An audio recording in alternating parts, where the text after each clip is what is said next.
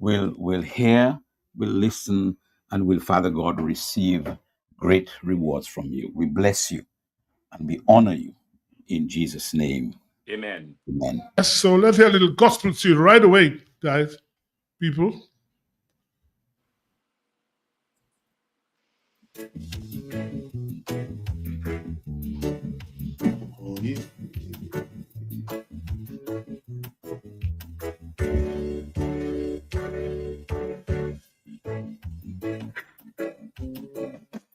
You've been in bondage too long. The devil has taken your soul. You've been so long in captivity. You've forgotten how, but you want to be free.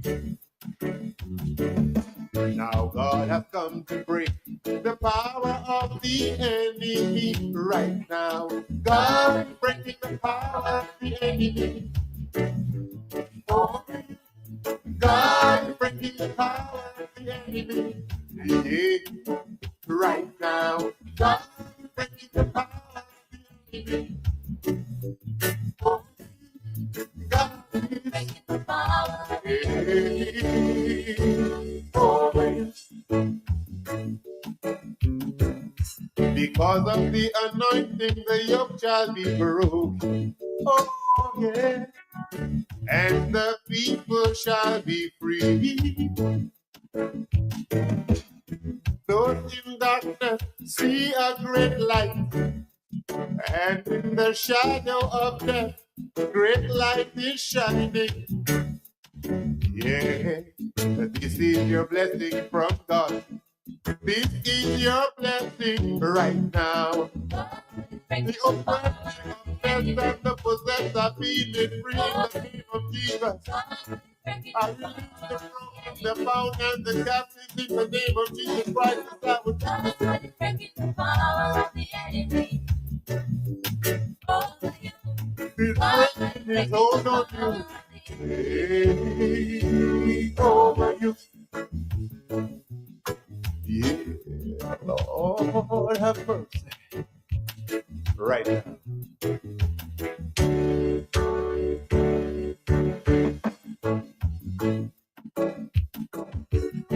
Call on God from where you are right now.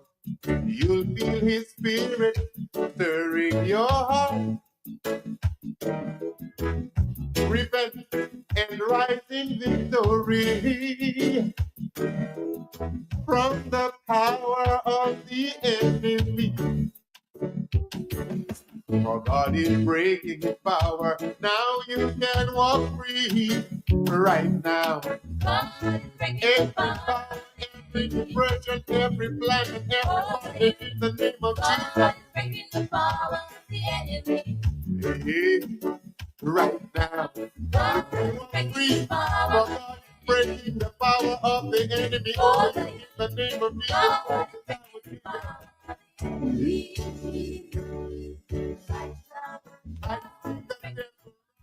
Yes. That was Jerry Lloyd. You know, this guy has had. In fact, he had a big show, guys, last week. Lobby Ronald, I think. Were you there, Ronald? No. Okay, all right. But you know, you've had some outstanding stuff. But tonight, guys, we're going to be talking basketball. As you know, there's this competition starts tomorrow, club competition. We should have Donnie Robinson in studio and a couple other people, I think from Guyana, who's taking part as well. Online, we'll be speaking to the national coach tonight and talk about football, the game yesterday and the game coming up next week. We'll also talk local cricket. There's also international cricket, the West Indies losing at all levels, 8 women. And we'll talk a little tennis, guys, because the finalist for the women, Coco Gauff, today qualified for the final. She's playing Sabalenka. And then tomorrow, the big semi-final, the men, I think it's Sinner against Djokovic, I think, Lobby. Yep. And we have Alcaraz, my favorite guy. Musetti. Heavy hitters, yeah, tomorrow in the men's semi-final. So a lot of sports coming up. And we have to big up Del Nagy Sports Club. They made prizes available to the, I think, free prizes yesterday to the most outstanding forward man on the Dominica team, the most outstanding midfielder, the most outstanding defender. And you have to big up Del Nachis. That is sports shop right close to Jolly's, between Jolly's and AC Shillingford for your best sportswear. You can always go there. It was nice of them. I think they also made a presentation to the goalkeeper, I think, who's retiring. What's his name again, Ronald? That is Glenson Prince. Glenson Prince. He's retiring, so I think Del Nachis, and you have to big them up. Plus, they assisted in the coverage of the game. You have to give them credit for that as well. So, well done, Del Nachis. Very well done. Yes, Bobby. Yeah, you don't say the man behind Del Nachis, former national coach, Vivian Rennie. Well, you said it, Lobby. That's why we are a team. So I can't say everything. Yeah. We have a team here. So it's nice that you can say that. I mean, Vivian Rennie. When he called me on Wednesday morning to tell me he was going to make that presentation. And as you said, nice of him to do that. Yes. Nice of him, yeah. We have a call on the line already, Lobby. Hold on. Good evening. Ladies and gentlemen, as I heard you all talking about the Lachie Sports Club, last year, the Lachie was broken into and over $40,000 of their goods were stolen. They've done up to a day like today. The policemen can't do nothing about it. Although they were told where the suspected things were. They got tip off. Up to now, when they meet certain policemen and they ask them what's going on, they forget. But that tell them it's cocaine, the person they wouldn't forget it's cocaine. Up to a day like today, $40-something thousand was stolen from them and nothing had been done about it. Have a good night. Thank you, Blobo. Thank you, Blobo. We have another caller. Hold on. Good evening. Hello. Hello. That caller. Yeah, I would like to reiterate my gratitude to Del Nachis for continuously sponsoring sports in Dominica. Del Nachis is always coming forward to sponsor sports. Vivian Rennie, who happens to be my cousin, is always upfront. I trust that other persons in business in Dominica, people who have products associated with sports, will also step up and give sports the necessary support, especially local sports. Very well said. Very well said. Sibo, something I have to say. Go ahead, Lobby. Yes, Sibo, I don't know. Hold on, Lobby. We have a call. Hold on. Good evening. Yes, good evening, Sibo. And that's Dr. Fountain, guys. He's not in the studio. Good evening, Dr. Fountain. Tell us about your mission now. You couldn't be in studio tonight. Tell us what you're up to, man. Oh, yes. So we are having the first of many town hall meetings in various constituencies across Dominica. And that is happening tonight at the community center in Foncolé. But I can tell you that earlier in the day, we took the opportunity, several of us from the party, to crisscross the Roseau North constituency, but not the entire area, given the amount of time, but we spent some time in the Gota area, in Parish Beat and in Foncolé. And I can tell you, the response is it's overwhelming. Very good. A number of persons promised that they would come. Some said they're going to walk from Foncolé to come, to make sure that, walk from Gota village to Foncolé to be sure to be there. And, it was just amazing to feel the vibe, the excitement that is already building around those meetings. Because what we intend to do is to really educate the Dominican public about what the United Workers' Party, Team Dominica, will do when it takes over the reins of government. And what we're offering is a platform of shared prosperity. We call it shared prosperity for all Dominicans. So that involves basically ensuring that the pillars of growth are energized, our agriculture, our fishing, our young people as well, that we take all of that into account. And we have a detailed plan that we put together around those 10 pillars. And there's a lot of excitement. We raised it initially at the press conference we had 2 days ago. And it is certainly a lot of people talking about it, a lot of excitement around it. And that's what we are offering. So we're very excited tonight to launch the first town hall there in Foncolé. What time does it start, Dr. Fountain? What time it starts? We should start at 6:30. We said 6:30, but I think that should read more like 47. Okay. 47. Have people started that same gathering in the building? People have already started coming in. Again, a sense of the excitement that is building around a person, walk in.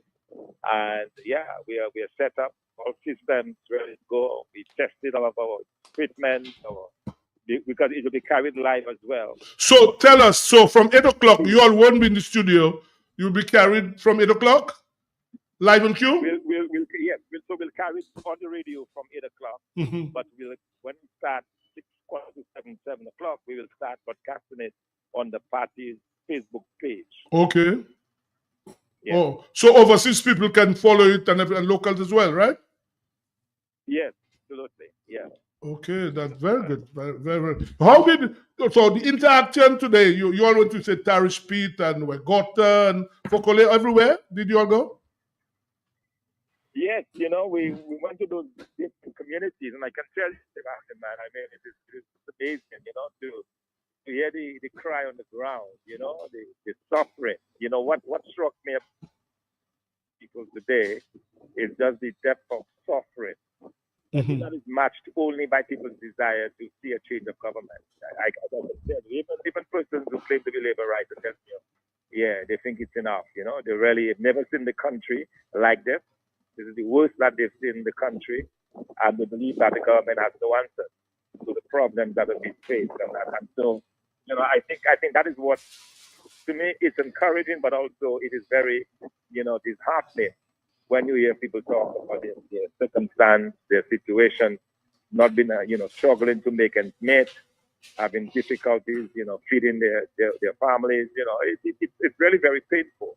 It really is. And so I think what tonight offers is an opportunity to offer hope to the people of Dominica. And as I said, this is the first meeting, but it will not be the last.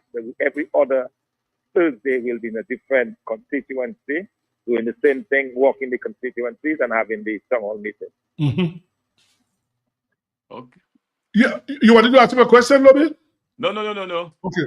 Doc, I'm sure you heard one of your party's members show on radio today. What do you make of the comments through the lighting? Well, as Soso said, you should leave it up to the consciences of Dominicans to figure out exactly what's going on. How could a project that was offered to a particular contractor for $3 million, and then the exact same project reappears a couple of years later to do the exact same thing, and it just jumped to $13 million? I mean, to me, that is beyond belief. The depth of corruption. I mean, that cannot be anything else but corruption, because there is no way that the work that needs to be done for setting up 4 lights, that's almost the cost of a stadium. That's almost the cost of the entire stadium to put up lights where all the infrastructure is already there.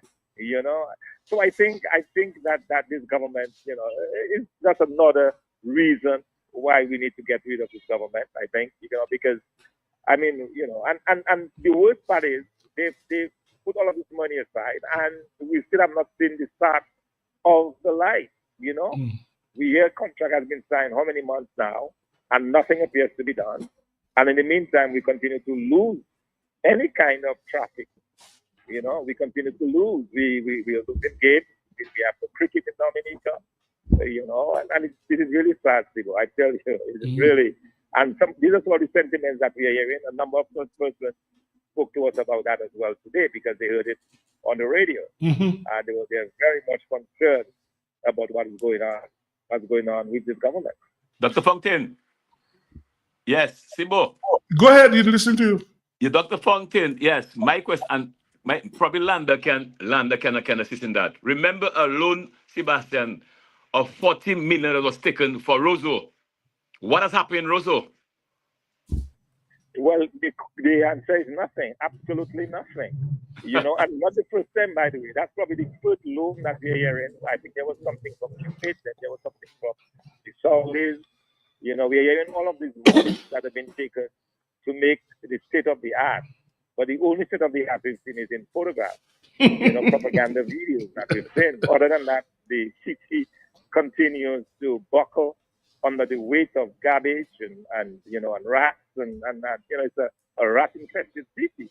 And I don't understand it that a government that claims to care about the people of Dominica would on so many occasions say that they have secured resources to do something, and yet nothing is done. Yeah. If anything, it's getting worse. Dr. Fontaine.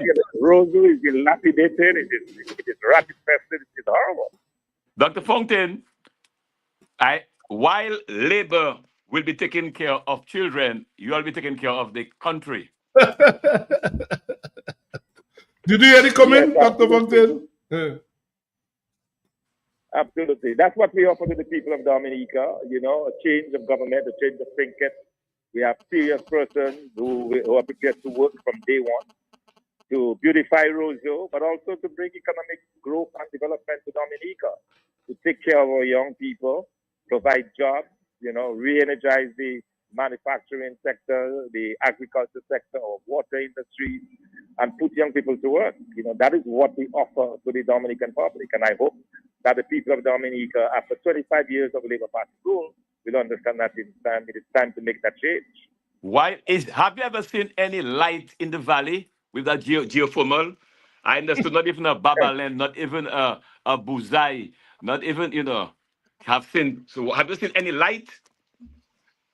No, I've not seen any. And to be quite honest, I don't know that's going to make much of a difference in the price of electricity, because it is just about a third of the generation of the consumption that we have in Dominica. It's about a third. So I don't know how that's going to make much of a difference. And again, a missed opportunity by this government to put in the monies that were necessary, to build a plant that would be able to take over. But that's not the case. We're still going to be using fossil fuel. We're still going to be using diesel to run our turbines. So it's not going to make much of a difference as far as the price of electricity is concerned. And that to me is really a shame, really shameful. Okay, Dr. Fontaine, well, we'll let you go. I mean, you have to go and get organized for your meeting. Obviously, the station will be carrying you all from 8 o'clock after this sports program. So all the best and what's happening. All right, thank you. Thank you very much. Yeah, thank you. Guys, today I heard yesterday Oscar George, right, saying at a press conference, the athletics track is the only missing piece in the development of sports in Dominica. No, I heard the guy saying that. And I'm saying to myself, well, we have a caller. Hold on, let's take the caller. Let's take the caller. Yeah, and I'll get back to the point. Yeah. Good evening. Yes, good afternoon, Sibo. Good afternoon to everybody. How are you, lady? I heard you were saying that you didn't hear what Soso said. I heard you were saying no, that. I was in tongue late. Okay. Let me tell you. I consider us from the West Coast, you and I, so I know Father's Day is coming. So I send for a nice little shirt for you. Nice little shirt. Okay, thank you. Then I realized yes, Sunday they sending the shirt or nothing for me and telling me somebody had plenty wardrobe up there and they had that shirt. I send it back and see, bro. Nice one. $498. Thank you. US. She always has some humorous stuff. Yeah, no, I was saying about when Oscar George made the point about the only missing piece. Now, guys, the people, the lobby, you work in the sports division. We had, do you know now, with the under 15 cricket competition, the sports division, only 5 schools took part? No, at under 15, Goodwill School with over 5 couldn't fill the team. Granville Secondary didn't fill the team. Where's the other one? Yeah, they didn't fill a team. What? Goodwill, yes. St. Joseph had no team. What? No, yeah, not at under 15 secondary school. You cannot fill a team, and these guys are only missing. They don't understand what's happening. How are we going to get cricketers? Why we cannot even get people to play? Schools can't fill a team. And then we talk about only missing piece. Yes, Lobby. You talk about missing piece, Sebastian. That's not Yeah. when we were in the sports division, school sports were alive, period. Yes, exactly. All right. Now, you talk about the only thing missing, and I will say That's again, what he said. These were his comments. The only thing just is now. track. Yeah. I will always say something, Sebastian, about this indoor thing at Massac, which is a sham. Had we gone to Stock Farm and do something properly to hold our 2,000-3,000 people, it would be much better than going and having about 500, 600 people in mass and call that an indoor. We should be ashamed of ourselves. Yes, well, yeah. Lockhart, how can we expect anything better from the schools when this government has really declared war on playing fields? Well, that's another story. That's another story by itself. I mean, we had their play children can't have got anywhere to play. That's the thing. And I mean, Goodwill School didn't fill a team, obviously. I mean, they have no playing facility. Grand Bay own field. Exactly. And Grand Bay had a lot of students, and I cannot imagine they couldn't fill a team. So you wonder where our cricketers going to come from. And the people are looking at this thing and talking about only missing piece like they're doing something in sports. And look, I understand they're not going to Gary Sobers again this year again. That's what I'm hearing. Well, they're not going to the Gary Sobers. I mean, I went there with a team for about 12 years straight. After I left Sports Division, they were still now 2 years now. We can't send a team to Gary Sobers. So we really have a problem, eh? Did Minister George give any time frame for the commencement of the athletics facility? And did he give anything about the costing? Who's going to finance it? We have heard nothing at all. All we hearing that the cleaning. We do not know if the land has been paid for. We don't know that at all. All these things because you have to pay for the land, eh? Yeah, we didn't hear him anything. We don't hear him a lot of talk. Because planning is very important. Yeah. I've seen in quite a number of countries, in the middle of the athletics track, there is a football field. And I trust that these guys and them are developing in that direction. We see some regional football going on, and in the middle of the tracks, there's a football field. And the last time we played football here a couple of days ago, because we've not been playing cricket, the cricket pitch was not protruding. But normally when you play cricket, you have a big hump in the center, and this takes away from the football. Yeah. Let's take this caller. Good evening. The caller left. Yeah, another one. Good evening. Hold on, Lobby. Good evening. Hi, good evening. Good evening. And how are you all? We are good. We're very well. Okay, my question is that am I hearing Rambi in studio? Yeah, he's there. Yeah. Rambi, good evening. Good evening to you. Wish you all the best. This is Ishwan Chile from Loda. Mark Lowe. Let me somebody from Loba. Greg, I know who that is. I know the voice very well. Okay, well, I realize you know that voice. A nice female voice. Mr. Maglow's daughter. Okay. Good evening to everybody in the studio. Thank you, lady. Thank you very much. Good night. We have another caller. Yes. Don't lobby. There's still another caller. Good evening. Hello, Sibo. Good evening, and everybody. How are you? I see your boy Djokovic is playing tomorrow. Anyway, go ahead. You know you're not my fan already.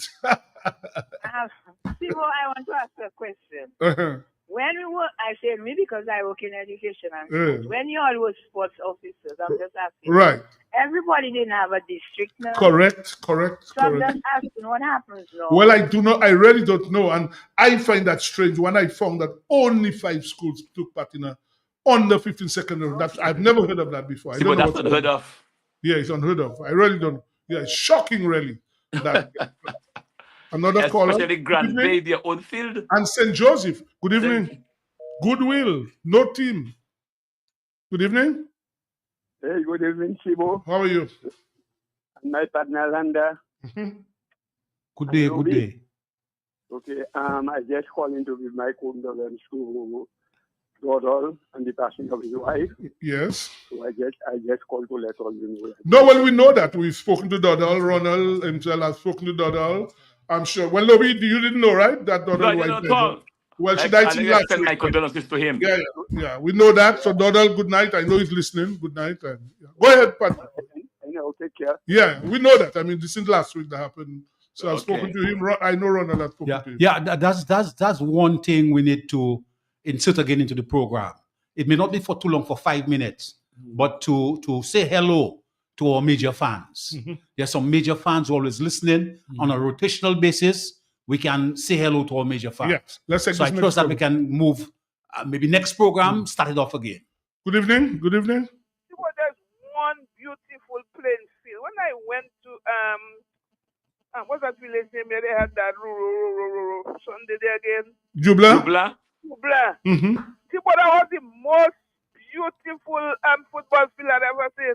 Oh, wow. Lush, green, and thing was well manicured, well taken care of.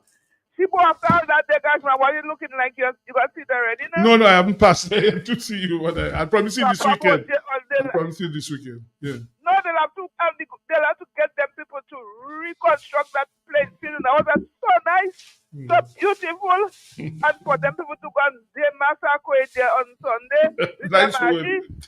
Have a blessed night. Thank you. Yellow, you were saying something. Yes, but on the track, I heard about this, Sebastian, on this track thing. If you're doing a track, there shouldn't be any secrecy, first of all. You come up front and tell us who they have contracted for the involvement of the international body, all right? And first of all, what is the time frame for that? There shouldn't be any secrecy in that. And I'm hoping that nothing is being done vai. I want a proper, if you're doing something, do something for today, tomorrow, and beyond. All right, do something properly. Well, we haven't seen plans. We've never seen a plan. We don't know, so we can only speculate. We don't know. Nobody show you what it's going to look like. We don't know. Listen to me. There's too much secrecy. Track is track. All right. There's too much secrecy in this place. You cannot hide it. Tell them, look, we're going to have that. It's long overdue. Just go ahead. That's what we are doing. I'm hoping that all this groundbreaking.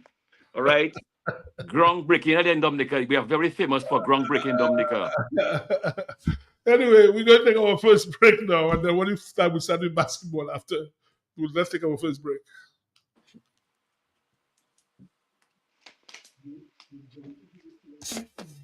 Dominicans, enjoy your property, protect your property, you homeowner and businessman, protect your property, enjoy your property. Can't wait for the hurricane, can't wait till you flood again, can't wait till you fly out and all your business coming out. Remember, no insurance company will insure your property when a storm is approaching. Get ahead of the hurricane season. Insure with a company who gives you the assurance of payment for your valid claim. Come speak with us today at the New India Assurance Company Limited, upstairs AC Shillingford and Company Limited, 24 King George Street, Roseau. Bring along an up-to-date valuation from a qualified engineer and get insured today.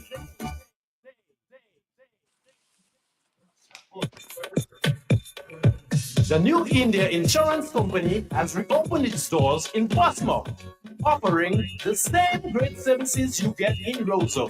Motor vehicle insurance, home and business owners, fire and related perils, public liability, and so much more. Come, visit us today for insurance with a personal touch on Bay Street, Portsmouth, or call us at 445-4023.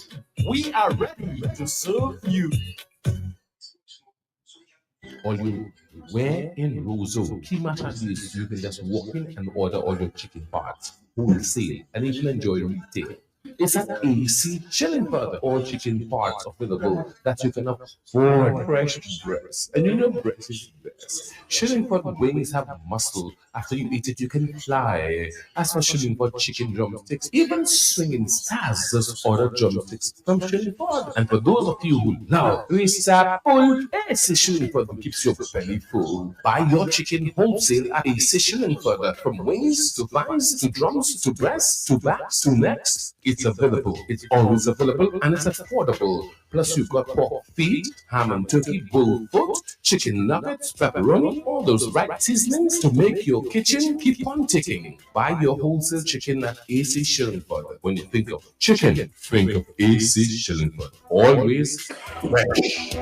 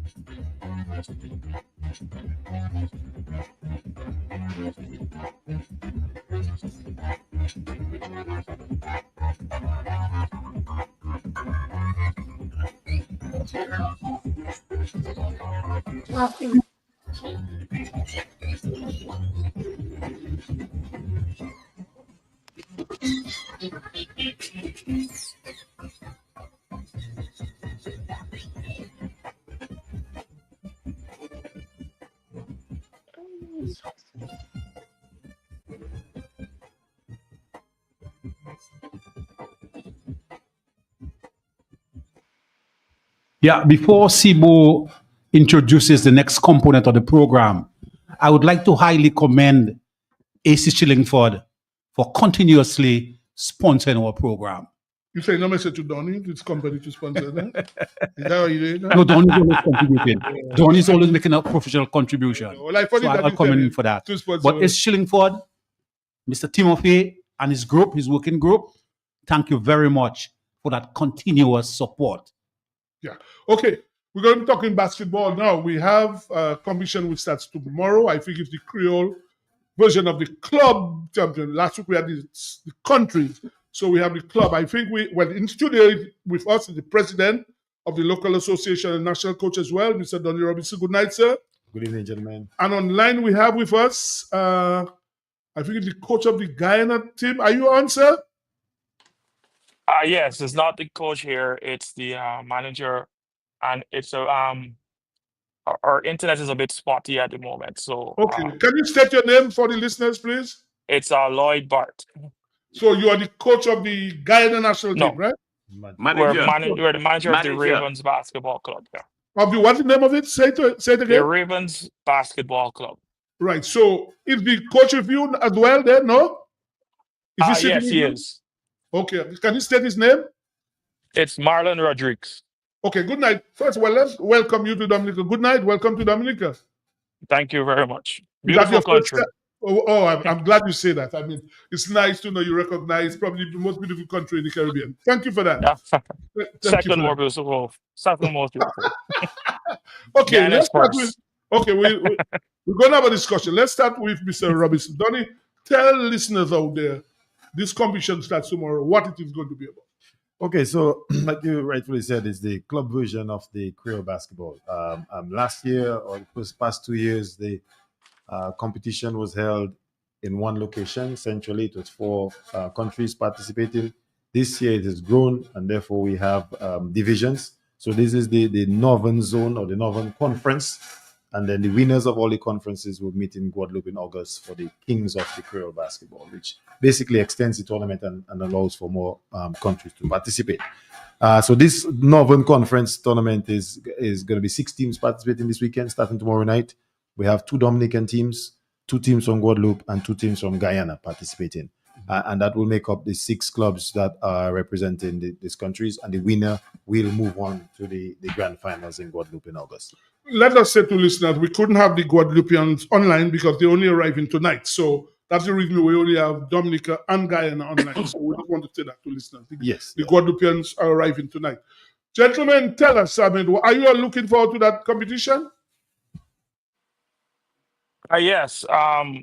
We want to first thank the Creole Basketball Association for the invitation.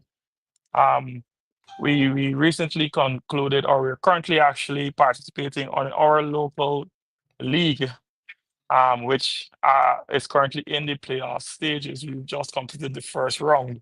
So for us, this is a great opportunity to showcase our skills on the international level as well. Okay, tell us about your team. I mean, what level of basketball do you all play in Guyana? Tell us. Tell us that we don't know. I would like to know, and I'm sure everybody else there wants to know.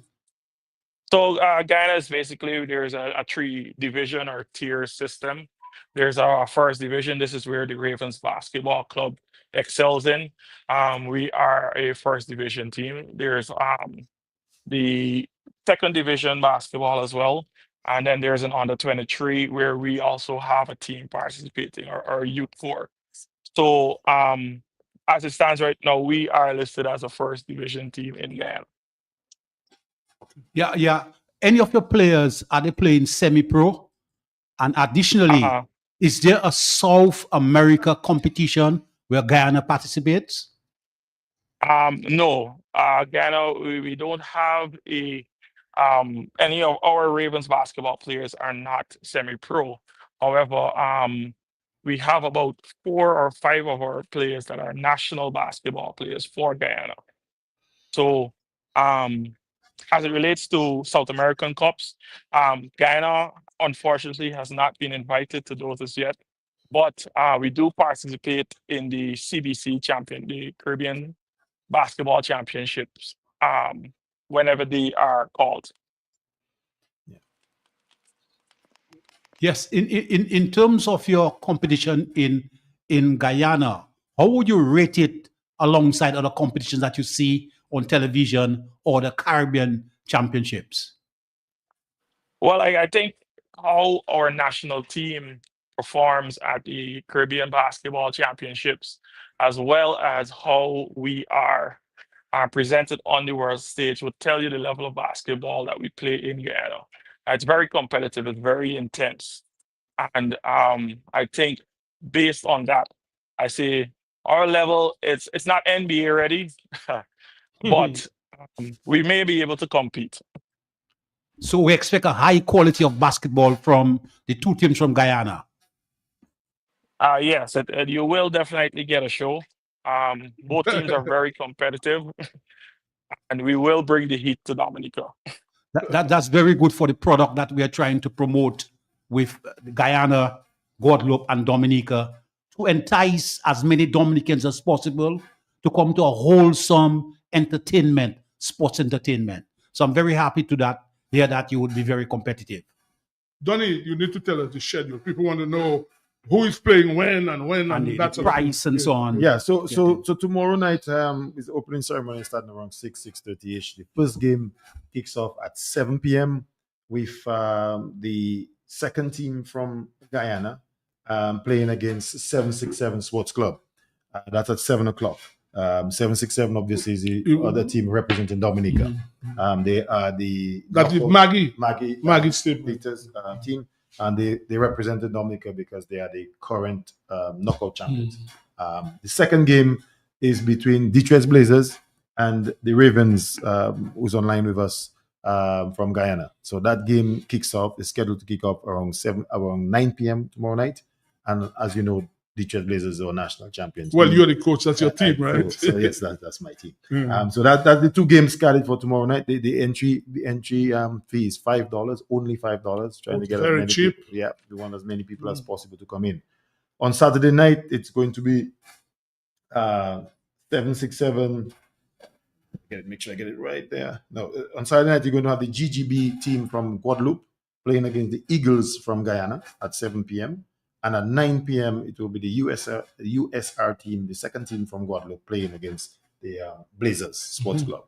And that tournament goes on to Sunday, where you'll have the Ravens play the Guadeloupe team, USSR, and the 767s playing at 9 p.m. against the second team from Guyana, which is the... it comes to an end on Sunday night. It comes... No, that would be the tournament round, pretty much, but the final is held between the 2 top teams because you have 2. Right. So the 2 top teams will play on Monday night for the championship because Monday is a long weekend and Monday night is a holiday night. And that champion will represent the Northern Conference in the Guadeloupe leg of the finals in August. Okay. Now, is your team ready, Donnie? Are you all ready? You ready? Of course. We've always been ready. We've never stopped practicing and one of the advantages we have is we have the facility where we're based. So I must say we continuously play. We are a slightly older team, but that brings different things and advantages. Age is a number, It is just a number because if age was against us, we would not have won last year. Exactly. So we are the defending champions. So you think that we have a high quality representation from Dominica? Well, yeah. I mean, currently we like my counterpart said, we have 3 current national team players on our squad. We have players that are very competitive, obviously, and play at a high level basketball. We come prepared, and we definitely are the most popular team in Dominica, so we expect the crowd to show up and play. What about Maggie's team? Yeah, well, 767 is prepared as well. They just came from 3 weeks ago winning the knockout leg of our Premier League. So they're prepared. They've been training. Last night I saw them training, and these guys are doing the best. They have a good young crop and a good blend of experienced players. So I expect them to be ready.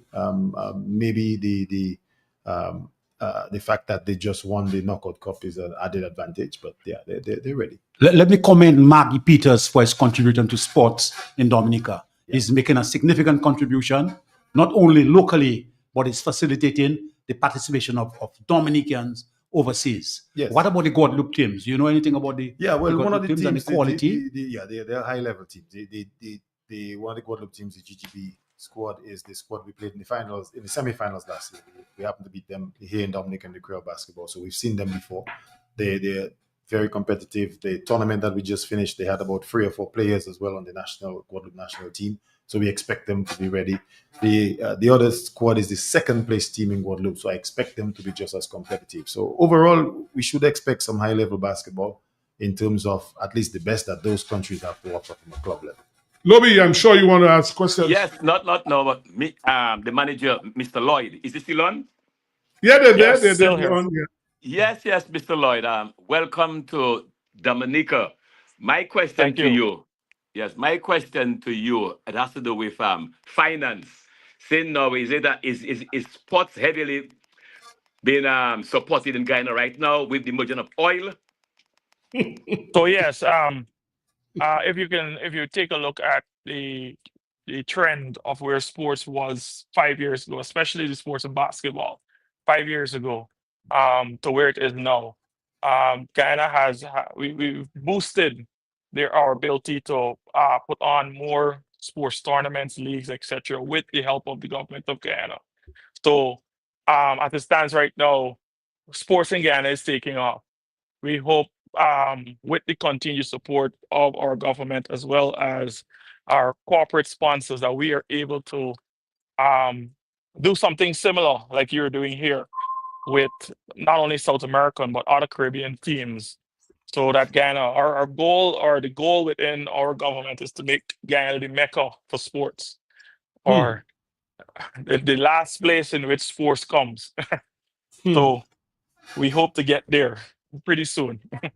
Yes, and also I was very, very, very happy besides basketball that Guyana was able to install a track to help the athletes. I'm very happy for that.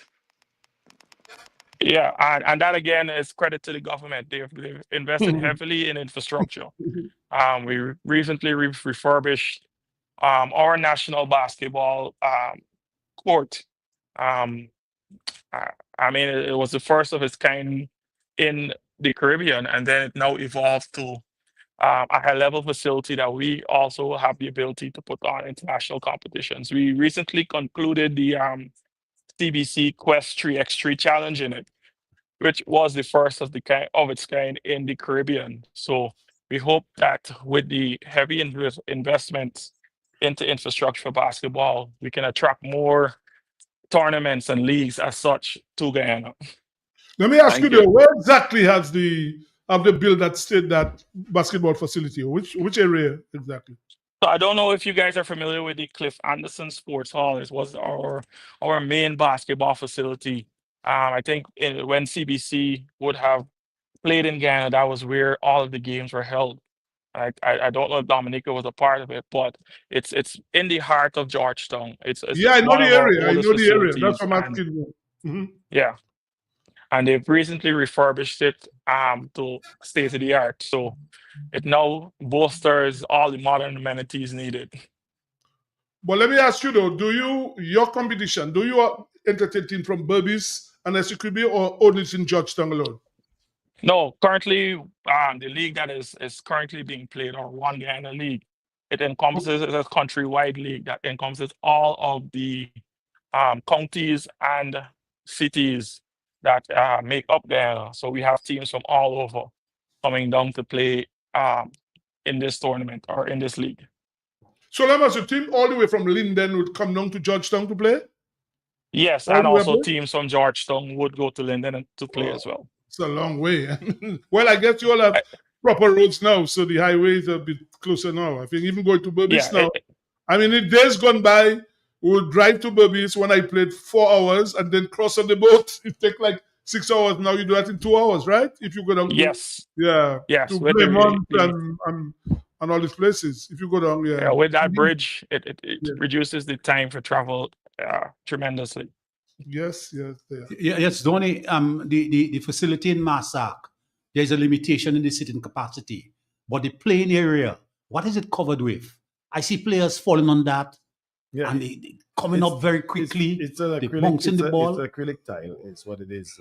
Kind of layman still had plastic, so it's a semi-indoor facility, which is fine. It's laid on concrete, but it's not concrete surface finished, so you can fall and slide-ish on it and be okay. So it's a pretty good surface. And what other teams have been saying about it? What are their comments? Actually, the last competition we had 2 weeks ago, the facilities got some good reviews. I mean, obviously, it's a little small than what the teams are. In terms of sitting capacity. In terms of the playing surface, it's okay. It's fine. Yeah. It's to regional standard. Yeah, because I came to look at the game between Dominic and Benin, and quite a number of players were falling down. Yeah. You know, and no bruises, were coming back up very quickly and continue playing. Yeah, it's a decent service. Yes, Lobby, you want to ask any more question? I know you always want to ask Donny about. No, well, I mean, it's just that I'm just happy as a former player of basketball. I'm happy that something is happening for basketball. It's just that Donny knows, you all know that, I'm just sad that, that where it's being played right now, we had the opportunity to go to Stock Farm and put something big for today, tomorrow, and beyond. Well, maybe that will come, Lobby. You don't know. Maybe that will come. Well, Sibo, you know a lot. Tell us. No, I said I don't know. I said maybe that will come. But seriously, you have to compliment Donny. I mean, since Donny has at least, how would say it, a revival of basketball. Well, of course, Sibo, I'm very happy that Donny, somebody is there. Somebody is there to hold the mantle. It's not easy in DA right now. A lot of people have gone. I'm happy that Donny is back and the lobby for basketball is there. But it's not easy to get people to come and do voluntary work in Dominica. It's not easy. Yeah. Well, it's always one set of people. I was in a club for 20-some years. I can tell you, Celtic, Ronald, like one set of people always work in clubs. I mean, from time memoriam, that's how it goes. So, I mean, it has never stopped and it continues to work. Guys, let us switch, all three of you all there. The NBA final starts in the next hour and a half. Who's going to win the final, guys? I will take the Guyanese first. Who's going to win the NBA championship? Well, our team is backing OKC. It's a young, up-and-coming team. We love the way that Shai is playing. But some of the players are still hoping that the East reigns supreme with Haliburton. Something that he deserves it. I mean, from failing last year in the conference finals to now making it to the NBA finals is a great success story, and we hope that he has the ability to pull it off. So I would say we're split. But me personally, I'm an East fan. So I love the Boston Celtics. So if Haliburton beat my team to get to that finals, it means that, or beat the team that beat my team to get to the finals. You better win it all for me. Well done, you. Lakers. Well, Lakers not in the final, so you can't talk about I mean, and they won't be for a while. We'll be back next year. Don't worry. So I think OKC with their defense makes it difficult. But remember, the Pacers has the number one ranked offense in the playoffs. Pacers also have about 7 or 9 guys that averages over 14 minutes per game, which means it's a complete team. But on the other hand, you have the league leading scorer, you have the MVP, and he's the engine of that team. And after how they handled every series that they won it handsomely. And their matchups are very difficult. I think they get off the bus and want to defend you in the bathrooms. That's how, they just play crazy defense. But on the other hand, I would like to see the Pacers win. Haliburton was rated among his peers as the most overrated player in the league last year, which is foolishness. Which is just done right. Rubbish. Let's take a call. Good evening. Yes. Hello, Sibo. Yes, Pam. I bet you're not Indiana. Well, I should say that, Donny. I was listening to Sports Center this morning where Udonis Haslam, Yes. who played for Heat, said that he tipped the Pacers to win in 7. Yeah. He tipped there, Udonis Haslam. You still there? Or you gone? No, he was saying that Udonis Haslam, that he tipped the Pacers to win in 7 games. Yeah, I think it'll be difficult to stop that offense, but I still believe it's 6 or 7 games. Boy, series. I will go with the Pacers. The way this Oklahoma, the defense, man, The this defense, thing yeah, is it's scary. difficult Scary. to pierce this guy. And this guy, they have some wing defenders there. It's difficult to get like Lou Dort and all these guys, man. Yeah, Lobby. Talking about nothing is difficult these days in basketball. Nothing. I mean, I look nothing at is Indiana difficult. Pace. But it has been proven to be difficult. Thibaut, Look at Thibaut, Edwards, listen how to he's me. going to look. Those Yeah, enough but difficult. Indiana is These guys also have playing shown their defense. defense can stifle in your team. They've shown that. Let's be real. Yeah, but Indiana to beat the Knicks, they played good defense. I am not overruling them. I am By the not. way, the Knicks fired their coach. Imagine that. I Fired know, the but coach. First time they got close to the final in a long time and you fire the coach. I mean, sometimes, I always wonder, the people that firing people, they need to get fired, like the West Indies team. West Indies team doing We'll come to cricket in a while. No, but I just throwing a little thing. The West Indies team, you have presidents firing coaches, firing that, and they themselves get fired. They still left for about 20 years. Anyway, as we come to the end of the discussion, guys, it's nice having you all. Obviously, the basketball starts tomorrow night. We encouraging Dominicans go to Massacre tomorrow night. It will be basketball every night up to Monday. Go and support. I am sure the 2 Dominican teams. We still can't forget the guy and his team, our guests, and the Guadeloupe team. So, gentlemen, we just want to say thanks to you all for joining us. Thank you so much. Yeah. And I want to commend the footballers and now the basketballers in promoting sports tourism in Dominica, bringing in people, having quality competitions. And I think that's the way we need to go. So I wish you well. I wish the basketball well. I'll show up on a few days to look at the games, and I hope everything goes all right with that basketball competition. So, guys, thank you. And your final comments, please. Again, we want to thank you guys for the invite, and we're here to compete, so we'll not take it easy on you. No problem. And this is a great initiative, and once we win it, we hope we were invited back. Oh, you said once you win it, so yes, I like that. I like it. It's good. That is it. You must go up there to go up. You must have I like a the winning confidence. mentality. Yeah. Anyway, thank you, Danny. Thank you so much. Thanks, guys. Thank you so much. Nice. All right, thank you. Yeah, we'll take a small break again, and then when we come back, we'll talk to the national football coach when we get back.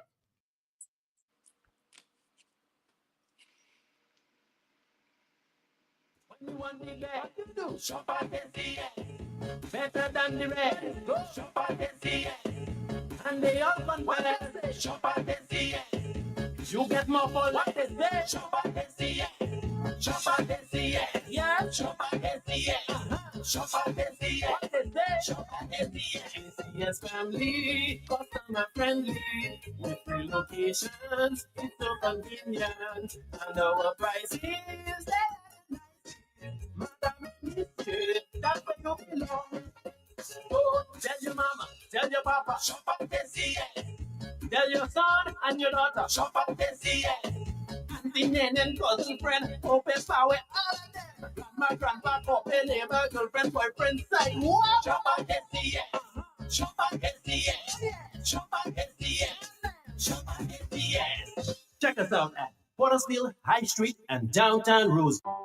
Looking for a quiet, relaxing place to stay? Call Porter's Place Guest House. Leaving the office late and need somewhere close to town? Call Porter's Place Guest House. Have business clients coming in and need accommodation? Call Porter's Place Guest House. Looking for group accommodation? Call Porter's Place Guest House. Located at 37 Goodwill Road in Portersville, upstairs ACS Supermarket. Enjoy our semi-self-contained rooms with private washroom, bathroom, Wi-Fi, air condition, cable network, mini refrigerator, all in a non-smoking environment. Call or WhatsApp at 1767-275-1899 or email us at info@pottersplaceguesthouse.com to make your reservations. Potter's Place, your home away from home. fit for a king, a queen, and all their royal subjects. Dominicans, enjoy your property, protect your property, you homeowner and businessman, protect your property, enjoy your property. Can't wait for the hurricane, can't wait till you flood again, can't wait till you fly out and all your business coming out. Remember, no insurance company will insure your property when a storm is approaching. Get ahead of the hurricane season. Insure with a company who gives you the assurance of payment for your valid claim. Come speak with us today at the New India Assurance Company Limited, upstairs AC Shillingford and Company Limited, 24 King George Street, Roseau. Bring along an up-to-date valuation from a qualified engineer and get insured today. Or you where in Roseau, Kimashadis, you can just walk in and order all your chicken parts, wholesale, and even enjoy retail. It's at AC Shillingford, all chicken parts available that you can afford.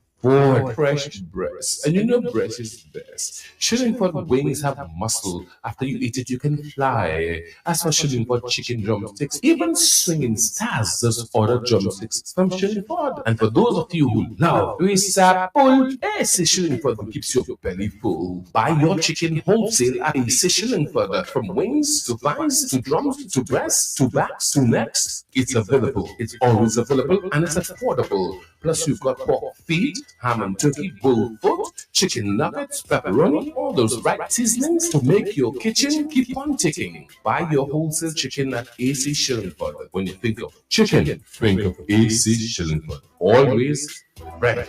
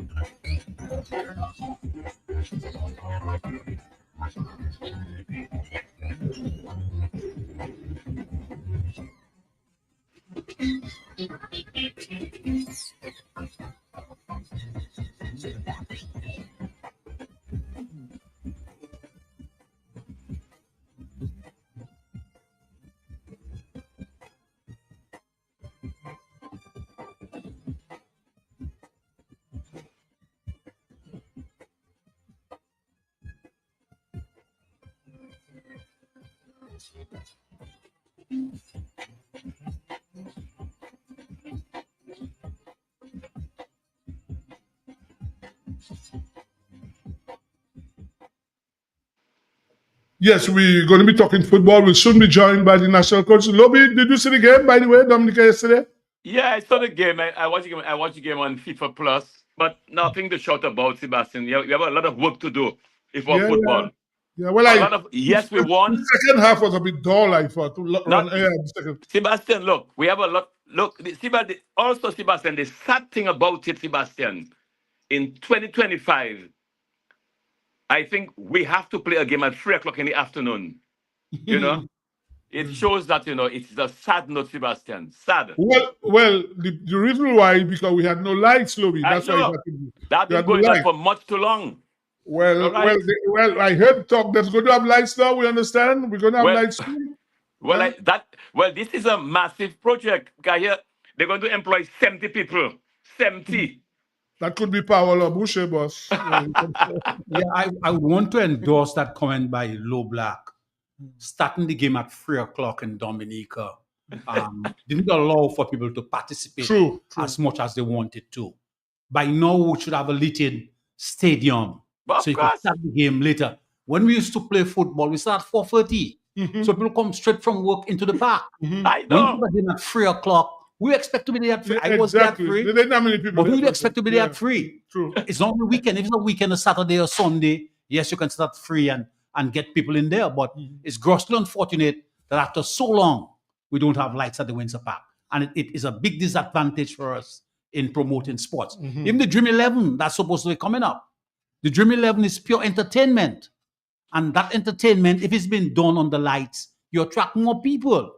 So it's important that we improve on the facility. Well, in the Ronald, Windsor you Park. said the Dream 11 is in danger of not coming up. In fact, we'll have the president of the Cricket Association. But with based on, us at based on historical records, they've been playing the Dream 11 all the Yeah. time. So it You will know? be, it's in danger of not taking place. So we'll have him on at 7:15. Mr. Sabin, are you there? Good night. Yes, I'm there. Yeah, I know you haven't got much time. You have a team dinner going to start now, right? Yes, sir. Okay. Sabin, yesterday, Dominica won, but to me, it wasn't a convincing win, I would say. I mean, the guys scored 3 goals, but were you happy with what happened yesterday? Happy with the result. With result, but, right. not goal. But in fact, the second half, I don't think Dominica played well at all. Would you agree or you disagree? Well, we just kind of slow in the second half. We only managed to score 1 goal in the second half. So it was, the performance in the second half was equal to the first half. But I mean, like I said, we happy with the result. Well, yeah, you're right. 3-0. I mean, as you said, the result, the end result, that's what matters, but the quality of football. But you all leave tomorrow, right? I can get a... You leave tomorrow for Dominican Republic. That way you're going to Guatemala. Yes, we leave tomorrow for Dominican Republic. Right, and you play when? Next week, Tuesday, right? Yes, sir. The same squad that is going to Dominican Republic? Yeah, the same squad. Same squad. So let me ask you, the goalkeeper, Glenson Prince, is he traveling with the team? Yes, he is. Okay. Let me ask you though, you were supposed to recommend, in fact, Del Naji Sports Club had offered to give the best forward man, the best midfielder, the best defender prizes as well as the goalkeeper. You were the person selected to select the players. Who are the people you selected? Well, it's not me. As his customer is a coaching staff, so the coaching staff selected Nick Anthony as the best defender. Say that again. Take your time. Say that slowly. The best defender was? I say it's not me. The coaching staff selected. It's not me, meaning an individual. Right, okay. So the coaching staff selected Nick Anthony as the best defender, and Brielle Thomas as the best midfielder, and Odell Lavin as the best forward. Right. Have they collected the prices? Did they go to Del Naji Sports Club to collect the prizes? I'm not 100% sure, but I know the manager called me, and they are aware that they have to collect it. Right, and I'm sure you guys want to thank Del Naji for that gesture, for the sports store for that, eh? Very much so, and we wish a lot more of the private sector would come on board and give this kind of incentive to the national players, because as we know, they are not professionals. They're doing that more or less for love of country, and if more persons can come on board and with this kind of initiative, it will augur well to be an encouraging gesture for the players. We would appreciate it a lot. I heard it was announced that also Glenson Prince was getting a complimentary award from Del Naji. Is that correct? Yes, and yesterday was his last game on home soil, so he got a complimentary gift from Del Naji. He was entitled to a complimentary gift from Del Naji. Very good. Glenson Prince is one of the most outstanding goalkeepers I've seen for a while in Dominica. And it was a pleasure to see him back in the goal yesterday, directing the traffic.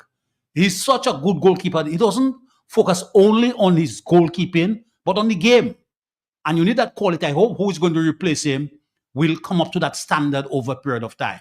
But for me, the areas that I saw of deficiency and you continue working on, there was an improvement from the Barbados game. The midfield, there was no midfield general. There was no control of the ball in the midfield. The forward men, they got some good opportunities to score and they failed. Their dribbling skills. In our young days, we used to play dribbling to score. So guys to develop their dribbling skills. The forward men, they were very deficient in their dribbling skills. The goals that were scored, what we used to call a floate, from fellas kicking the ball either from the defense or from the midfield, high into the defense of BVI, and guys were scoring goal. The third goal, the guy attempted to take a cross. But because the goalkeeper, the sun was in his eye, the ball went into the goal. So although we won free love, but coach, there is still some work. I see an improvement from the players who played against Barbados, but there's still some work to be done, especially in the midfield and the forward. Well, there's no such thing as a perfect team, and I mean, it's a team, and it's a very young team like that, and work will always be work to be done.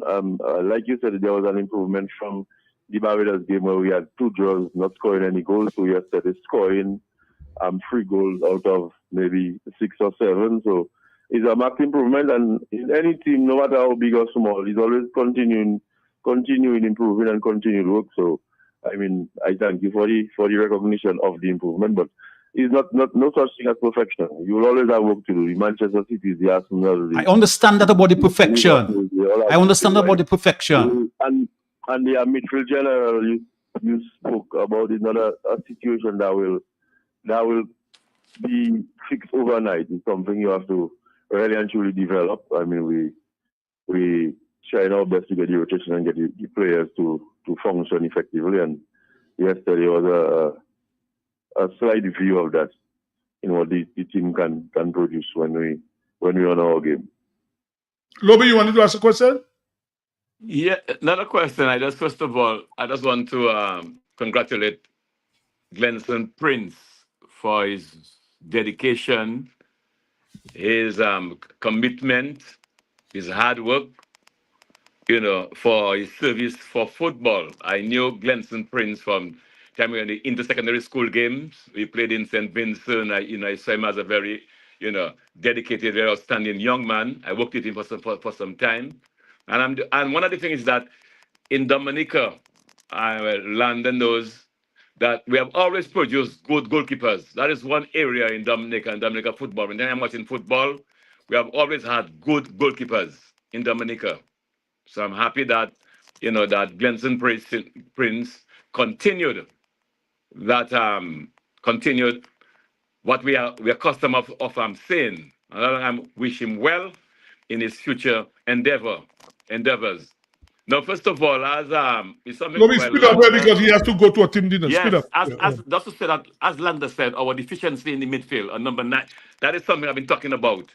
And the league, I've said already, it comes from the league. The league is as strong as your national team is as strong as your league. And these are the deficiencies we have. The players are coming from the league. All right, and they can only improve if the league can improve. You heard that, Coach? You heard what he said? Yeah, I heard what he said, and I share that point that the national team will be as strong as the league. I mean, if the deficiency lies in the league, then it would be so easily on the national team. Yeah, well, as I say, we know you have to go. We want to wish you the best.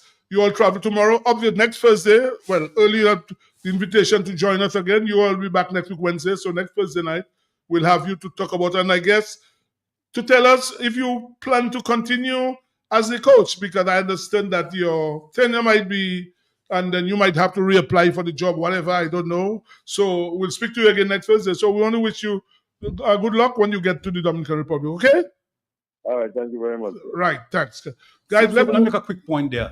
There is a deficiency in planning in Dominica all over. We don't have a plan for the development of Dominica, not just for development or a plan for development of sports. But one thing I would like to draw to the attention of the persons who are developing the athletic stadium, plan in such a way that in the middle of the 400 meters track, that you've got a football playing field. You've got an adequate football playing field, an even playing field, a good surface that we can also improve on our football. Well, we'll see. As I say, nobody has seen plans. I don't know who has seen it. We don't know what's happening People, there's too much secret, Sebastian. Well, I don't know. I'm not sure what's happening. I would have thought by now that people would see the plans for the whatever is going to be built. We don't know. Sebastian, I don't want any rush.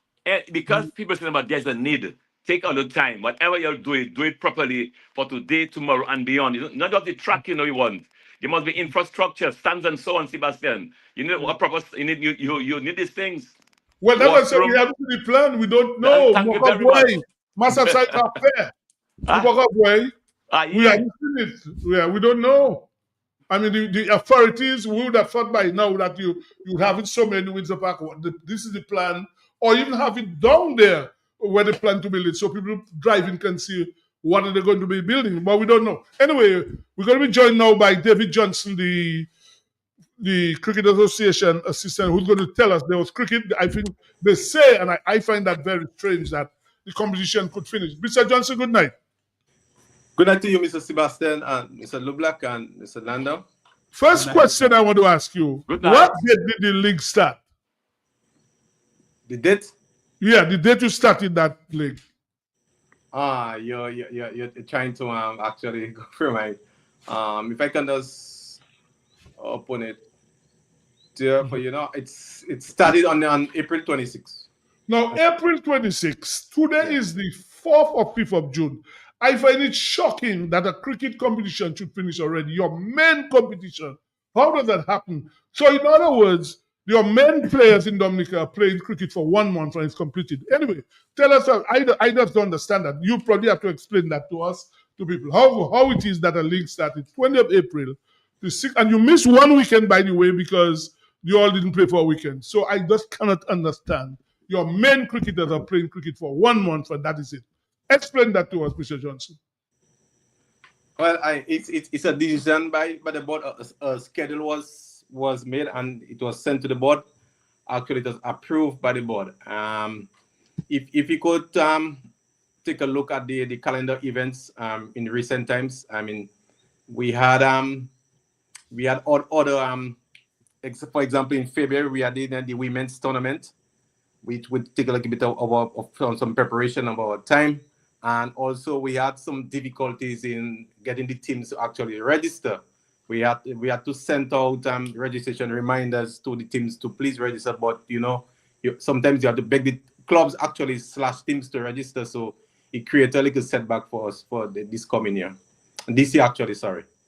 Okay, well, tell us what happened last weekend. I mean, that was your last round. Tell us what the matches you played last week. Yes, I mean, actually, it was our last round, the 5th round of matches. We had 3 matches on the weekend. We had one at the Geneva Playing Field where the Granby Credit and Colts played the convenient plus heaters. We had the Colts batting first. They scored 185. And we had Sam Lucas scored 52 and Lexman got 44. We had Caminal Hamilton 5 for 42 and Michael Joseph 2 for 43. Into bat, the heaters made 172. We had Michael Joseph scored 50, Casimir Benjamin 43, and Cameron Hamilton 34. We had Jason Alexander, he had 4 for 35 and 3 for 53. And Curtly Hansen 3 for 53, sorry. Colts coming to bat again, they were 93 for 6. At that stage of the game, I mean, the captain shook hands. They decided there wouldn't want to be a result in that game. So at that what time was it? How many runs they had to score to win? Oh, that's okay. Go ahead. Yeah, they were 93 for 6 actually. Chasing how many? No, Colts was batting second. Second time. Okay, yeah. Go ahead. All right. Yeah, and the match ended up in a team draw. And the other match, we had it another match at the Bonding Gardens. I would like to make mention of that match because there were particular incidents in that match, but I will still go ahead. We had the Nagico Stars versus the Tremors team. We had the Nagico Stars batting first. They could only amass 76 for 7. They had 76 for 7. I think that the first innings they only had probably about 8 or 9 players. 8 players actually. 9 players, somewhere on there. So, and we had the Tremors batting. There was 153 for 5. Actually, they declared 154 for 5. And in that 153 for 5, we had Jeremy Lovell at 51, Tyrone Fifield 30, Jamie James 30. We had Vincent Lewis 2 for 57, Kyron Phillip 2 for 35. Into bat again, the Northern Stars scored 167. We had Lawrence Willis 58, Vincent Lewis 50, and Delaney Alexander 30. And we had Vivian Tits 2 for 28 and Tyrone Fairfield 2 for 34. Actually, I mean, Tremors had to chase 91 to win, and they were 22 with a loss. At that time of the match, I understood that the Nagico Northern Star, they walk off the field due to some confusion among themselves. No, but I heard about that, and I just find, how could a team that walk off the field like that? Isn't the association going to do anything about that? Yeah, actually, the association definitely have to investigate it and do something about it. We are actually not taking this lightly, and based on at our next meeting, we will take our time, discuss it, and get a solution to it. And But whatever don't we you have to get do, an umpire's yes. report? Don't you get an umpire's report? Yeah, definitely. We I actually there's an umpire's report at the office, so the board itself have to take a look at the report, and they will move on from there. Yeah, but definitely the board is taking that very seriously. Whoever involved in that incident will have to. What time of day did that happen? When the guys were chasing, what time of the day did that happen on Sunday? So I understand it happened in so many afternoon, but I cannot remember what time though. But from what I understood, it had enough time for Tremors to chase the 91 or 92 runs required. It had enough time? Yes, actually. And then Magical walked off the field? Yeah, I understood there was a confusion among the members who was not interested to play or not to play. I'm not too sure. But there was confusion among the team itself. And that is something is not really looking good, and we doesn't condone that this at all at the association. It's very, very ugly for us. I mean, senior players displaying the type of behavior. For sure, the association doesn't welcome those type of behavior, and we will deal with those actions. Whatever we have to do, we'll have to do it to really actually deal with the players involved. Okay. There was a third match. Tell us about it. Yeah, there was a first match at the Bench Park in Portsmouth. We had the Kalino Blasters versus the KFC Summits. The Blasters batted first. They scored 165. We had Malinga Bruni 33 and Darren Tusse 32. We had Daniel Dupin 4 for 44. Jason Vidal 4 for 45. Into bat, the Summits who could only score 113. We had Neo Davis with 28 and Jason Vidal with 22. We had Joel Dura 4 for 42 and Kester Lester at 2 for 15. Into bat again, the Blasters had 134 for 8. We had Usinio Fountain scored 65 and GM Benjamin scored 26. Elton Mang got 4 for 46. Tyrese Libba at 2 for 32. At that time, 134 for 8. I was the president of the match. I think it was about 4:30. After 4:25, 4:30, the captain shook hands and they decided to end the match. And this match ended up in a team draw. Right. So the points? Tell us now the points. How did the points? How it ended up? After this last round of matches, a new champion was declared, the NCCU Premier League. The KFC Summits topped the points table with 45 points. So at the end of the fifth round and the final round of the NCCU Premier League, KFC Summits Sports Club, was crowned champions for the NCCU Premier League 2025 competition, actually. So who the runners up and so how? The runner-up were Granby Curtin and Coles. The Granby Curtin and Coles came with second with 34 points, and Covenant Plus Heaters were 31 in third, and the Kalinago Blasters 28 points in fourth. We had the Northern Stars in fifth place with 16 points, and the Tremors happened to get the stellar position with 16 points also. Yeah. So who was the leading scorer in the league? We had GM Benjamins of the Kalinago Blasters with 292 runs. A highest of 109, average 40.67, 100 and 150. Yeah. And wickets? Wickets, we had Jason Vidal with 28 wickets, averaged 11.68. We had 2 5-wicket hauls and 1 10-wicket haul. Yeah. Right. Okay. Well, I was going to ask you a few questions, but we're going to have the president join us right away. So some of the questions probably will direct them to him because there's some important thing we need to know about this Dream 11 competition which is supposed to start. It's in jeopardy. We don't know. We don't know what next you all doing. I understand there's a Windward Island tournament coming up. Or when are you all going to be preparing your team? All these things are important. The president will have to tell us what's going on. So we just want to say thank you because you have always been willing to during this season to give us the scores, and we want to say thank you to you very much. Thank you so much. Thank you so much again. Okay, thank you. Yeah, guys. Guys, I just find it a joke that a cricket season should finish in 1 month. Honestly, I mean, I've never heard of that. Even when I was playing or even before that, how could you have a competition finish in 1 month? This is something I don't understand this at all. Your main competition finishes in 1 month. Something has to be done. I mean, if you really want to develop cricketers, I don't know how you're going to do it, playing cricket in 1 month, guys. I don't understand. And this is your main league, your red ball version, where the best cricketers in Dominica are supposed to be playing. Well, and you hear the scores, Sebastian. You hear the scores. Yeah. Continuously. 70 to 40, 40 runs. I don't know if fellas are not practicing, they're not training. Yeah. Remember the days of Celtic? We used to train from every Monday day to Thursday. About 40 guys. We have a call. Good evening. Hey, Theo. Yes. Yeah. I find the people in the association don't even know what they're about. The guy, you're talking to the guy, you have to be asking him questions. He's supposed to just relay everything to you, what's going on, and then you can ask him a question. I find those guys now in the association, they're just there for their name, not to develop cricket, as far as I can see. Well, we're going to have the president. We want to ask him certain questions. He's supposed to be joining us now. We have another caller. Good evening. Sibo, good evening. Hey, what's good up, evening man? to Ronald. And, good night. Bonsoir, Mr. La. Sibo, another thing I find is I hear at 4:30, both Captain Sugar. 5 o'clock, bring both Captain Sugar. It's as though they are more eager to leave the field than to see a result. You're right. You're very right. And they're starting late they're starting at 1:30 on Saturday, starting late already. And they want to get off the field. See, but when I played league cricket around that time, 5 o'clock, you wishing you had a Josh on the team that could command the sun to stand still, for you to continue playing cricket. Now, it's not that I just don't understand. And as you say, your Premier Division or whatever division, your best cricketers on the island and cricket finishing in a month's time. That is shocking, honestly. Yeah, man. Yeah, I mean, that's how we expect us to perform on the higher level when our players are not playing cricket.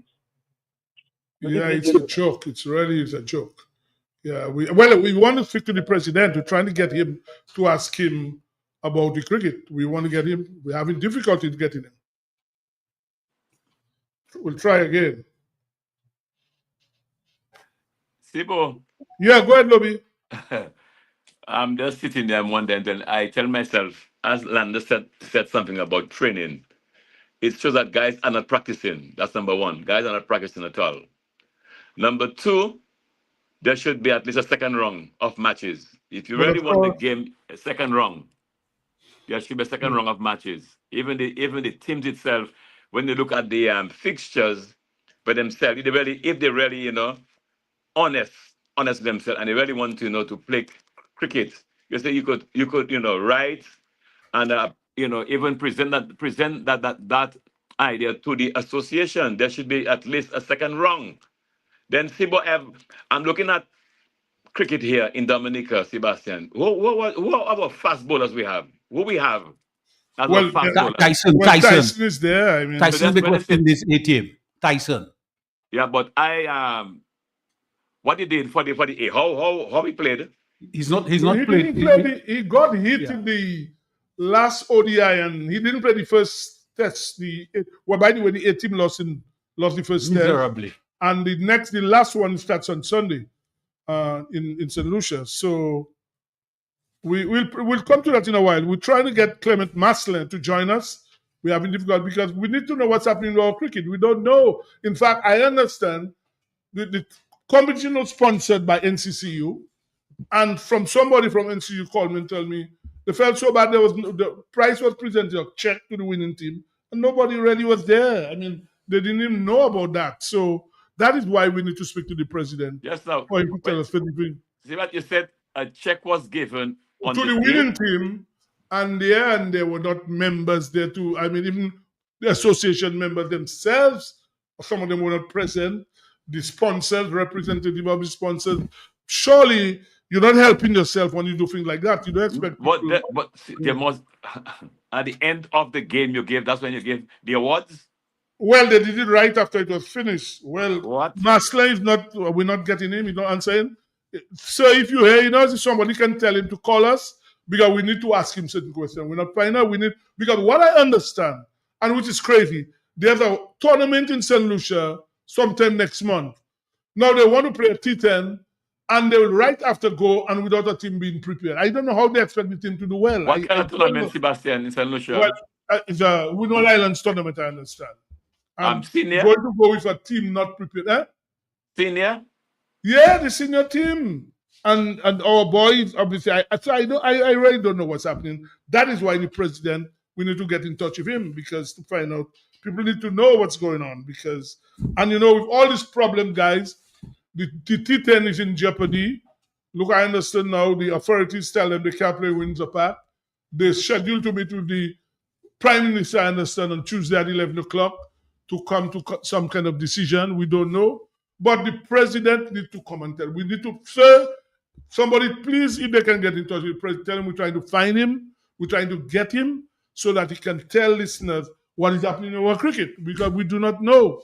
Yeah, but if work has to start, I understood that the one light for the Creole Festival is a fete. Well, I don't know. Well, maybe that's part of it. I don't know. The authorities must tell us if that's the plan to get the lights in time for Creole Festival. Seriously, Sebastian, we look what happened to West Indies cricket. It's something happened to Dominica cricket.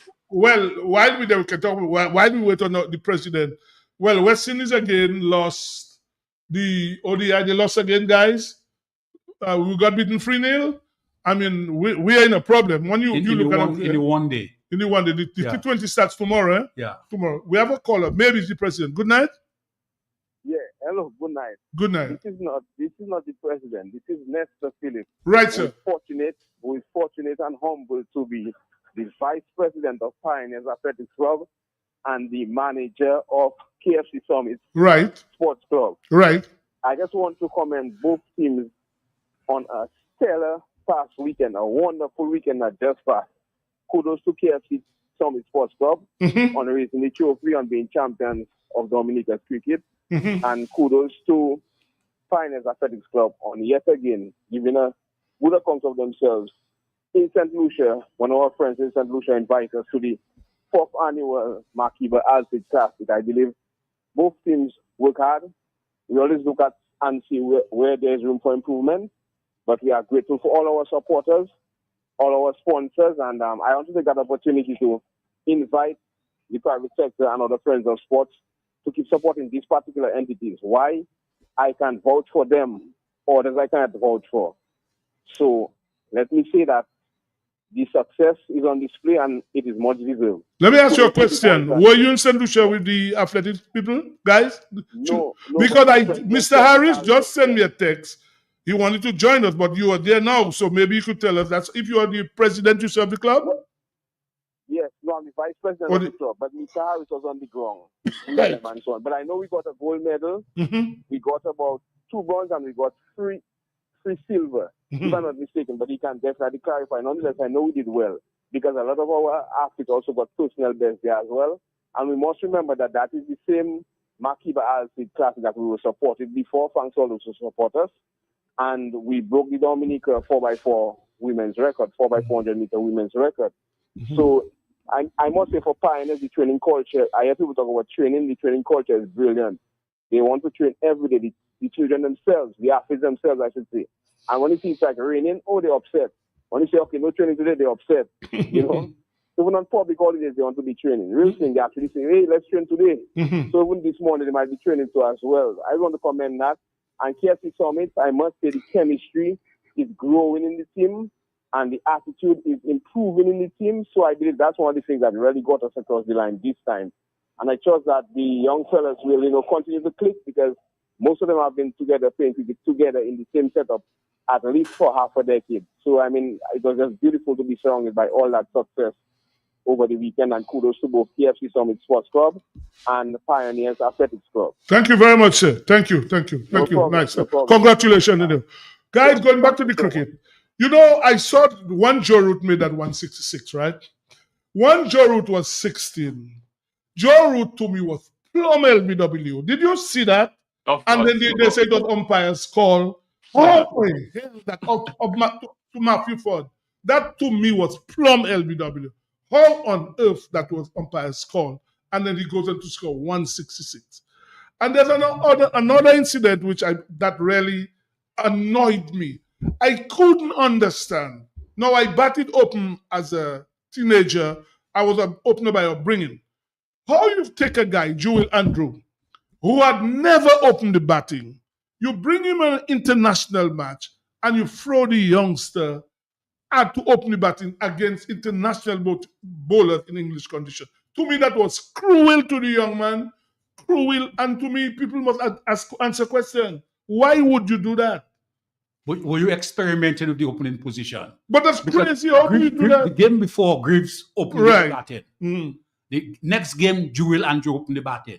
The following game, you got another fellow opening the batting. Well, Rich came back. But Jewel Andrew should never be batting the opening batting. Never been done there. And he's playing international cricket. I mean, that was wrong. Let's take this caller. Very, very wrong. Good evening. Yes, Sibo, I agree with you 100%, and I'm glad you touched on that. That is one of the things I said I would call tonight and speak about. As you said, they were very, very cruel to the young guy. I remember sometime back when we taught South Africa, I think Carl Hooper was the captain, and Ganga was the debutant, and Ganga was a tongue twister. Darren Ganga. Was opening the batting. Darren Ganga was opening the batting.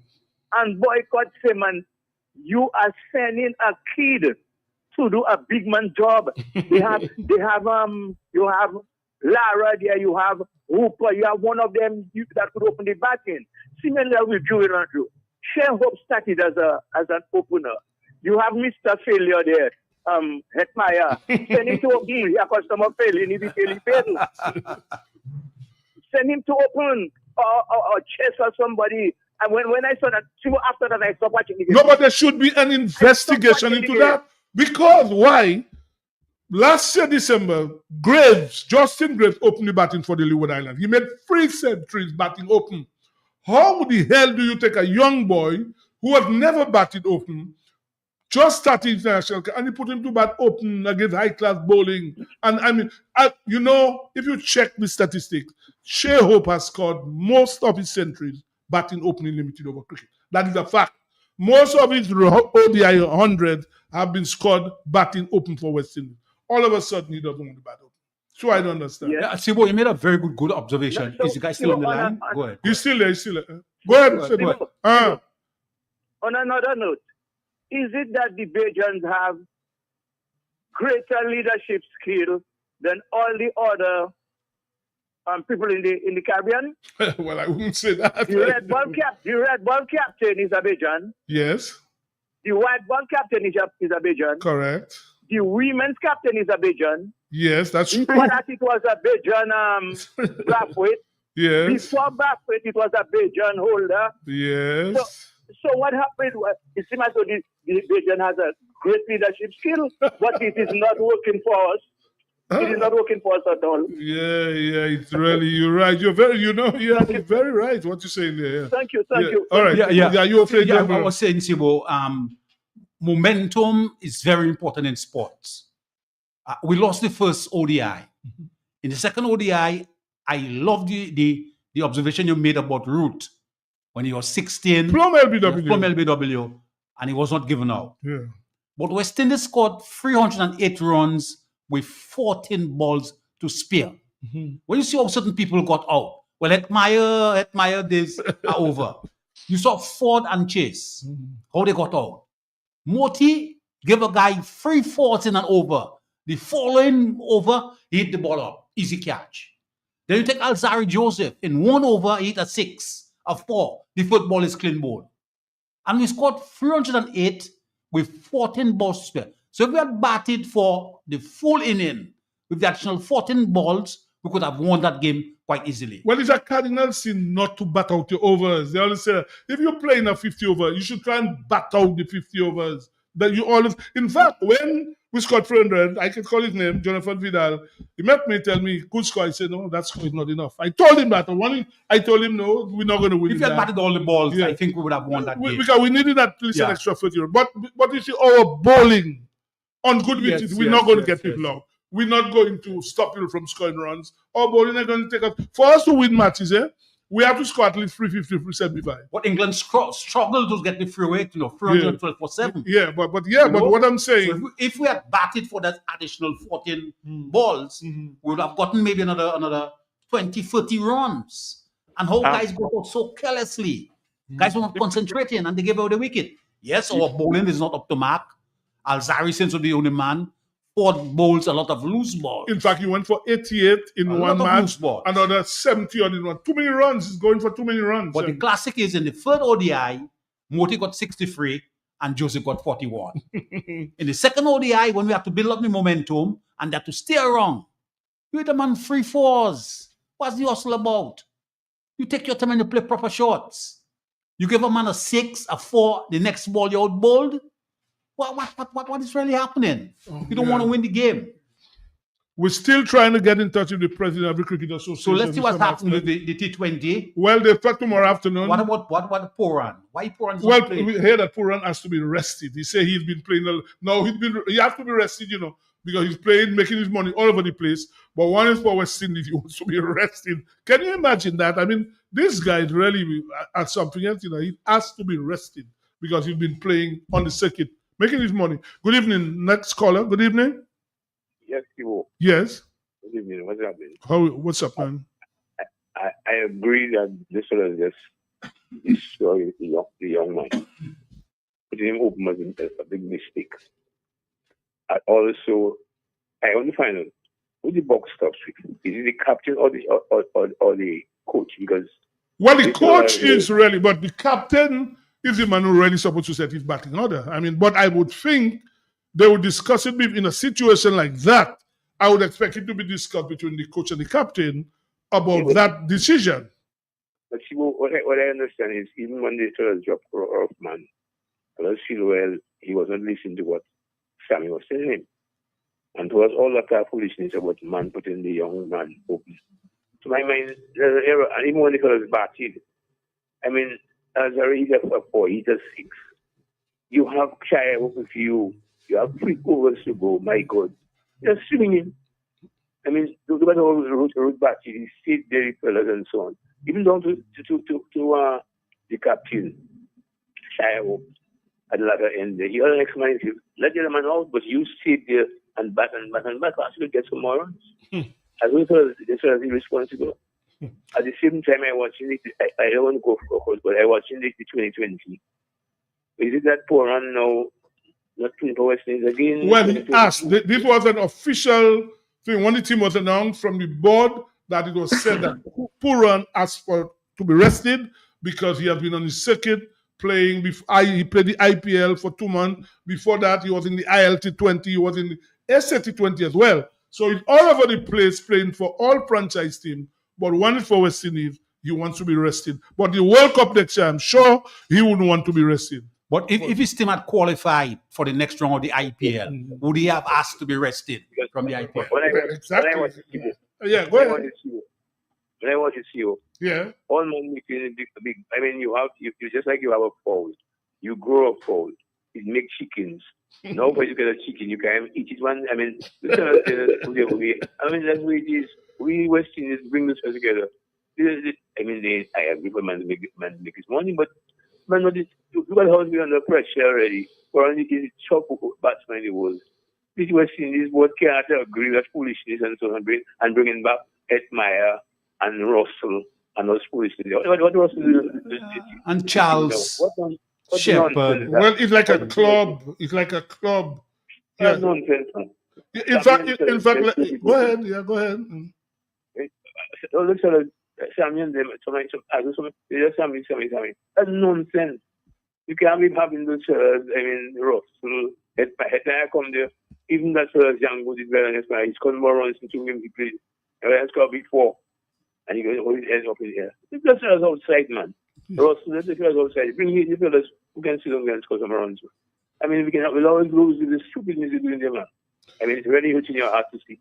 I mean, I'm a West Indian, Yeah. And hurts me to see the fellas go 3 overs to go, you out, and the guys can sit there and bat and they're singing bat and doing all that nonsense. Man.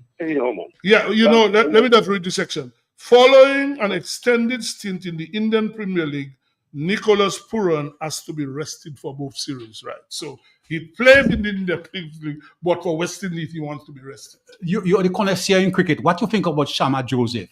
Was he a flash in the pan? Well, I hope not. But I hope not. Well, I hope not. His pace has gone down. Well, look, Mr. Masler is saying he's trying to get us now. So probably we'll try to get him. Let's try to get him now because he's saying now he's resurrected. I don't know from where. And then Charles. Charles from St. Lucia. Johnson Charles, yeah. In fact, I saw something when somebody was saying just how Sammy himself would play. Holder, Russell. You know, These guys are not recycling people all the Let's time. see how the T20 goes. Let's see how it Yeah, goes. well, tomorrow, and Let's then wait and there's another one on Sunday. So, and the women themselves, oh my God. Well, I'm not talking about the women. Very poor. One important thing, Sibo, though, is that Kavim Hodge has been nominated for the CWI Weeper Award, Test Player of the Year. Mhm. Well, that is strange because I suspect might name be in the test team against Australia. And what you know, and the awards is just because he's not in the A team for the next game. The next game which starts on Sunday.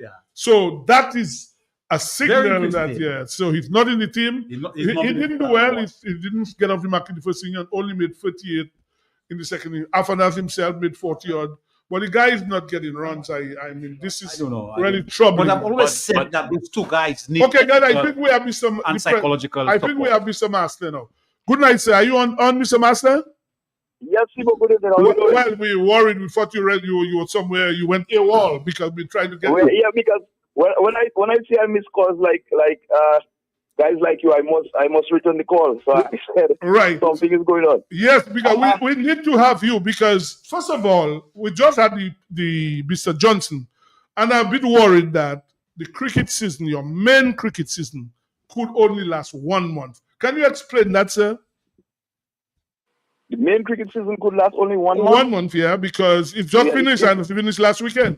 Your main red ball. If we look at it as well, the tournament was spread around 3 different venues. In the past, we would have 2 venues, so you'd have an elongated tournament, and we also want to give as well credit to the Umpires Association. This year, we had our games running as planned, so we would not have an elongated season.